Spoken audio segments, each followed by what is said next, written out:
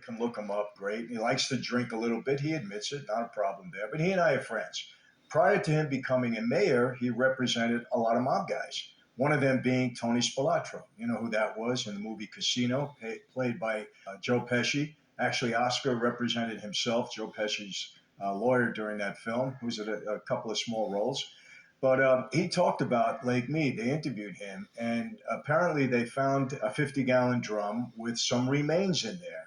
And you can bet your bottom dollar that that was probably a mob hit. Now, they didn't identify the body yet, but I'm sure that it's going to come out that way if they can ever identify him from dental records or whatever way they do that. I'm sure they're going to find some more. Apparently, Lake Mead is receding quite a bit. And the story is that a lot of mob guys might be worried that bodies are going to be coming out of there, coming out of the graves. Who knows? I don't know. But I can tell you this, it definitely was a burial ground for a lot of mob hits, and I've heard that. Now, why do mobsters like to put bodies in 50-gallon drums? Very simple. Normally, they're never going to show up again. If Hoffa's body is in a 50-gallon drum, I doubt that it'll ever show up. If what I was told is true, where it was dropped, I doubt anybody will ever find it. But who knows? I don't know. This is a gruesome subject. I understand that. I have no experience with Lake Mead and bodies being thrown in there.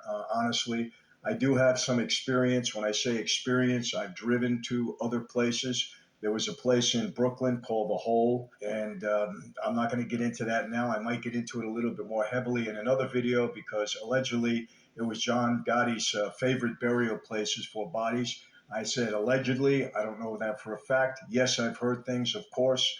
I was driven there because, look, during that time, quite honestly, you know, at some point in time, you're going to be involved in violence.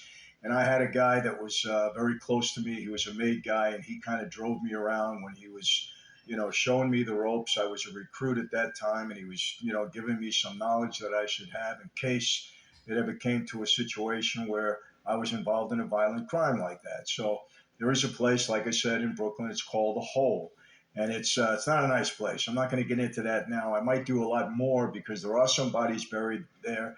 There are some bodies that have been discovered there. It might be interesting to you. I don't know, but we'll get into that later on.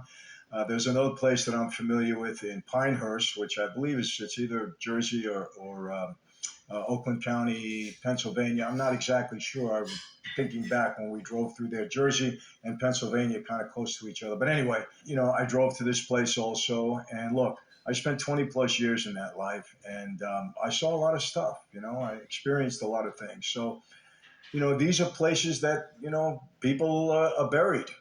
You know, it was really sad that some of these things come out on tape, you know, how the bodies are disposed of. Some of them are very gruesome the way they talk about it. Unfortunately, my dad, it's public knowledge. I can talk about it now. He's not here with us anymore. Was caught on tape talking about how he thinks a body should be disposed of, you know, in his current time. He said, you can't leave remains anymore. There's too many ways to you know, identify that body and bring it back to the shooters. So you have to be very careful. That's what he said. The Gemini Lounge, you know, I spoke about that a little bit. Greg Scarpa had his own way of doing things. The Iceman Kuklinski talked about it. A lot of people talk about it. Honestly, people, it's not my favorite subject. I don't want to get into it anymore other than the fact that, like I said, this is current. Lake Mead, you can look at the article. I think we'll put up some clips here now. But it's a fact of life. And yes, that life at times is very violent. And yes, if you're part of the life, you're part of the violence.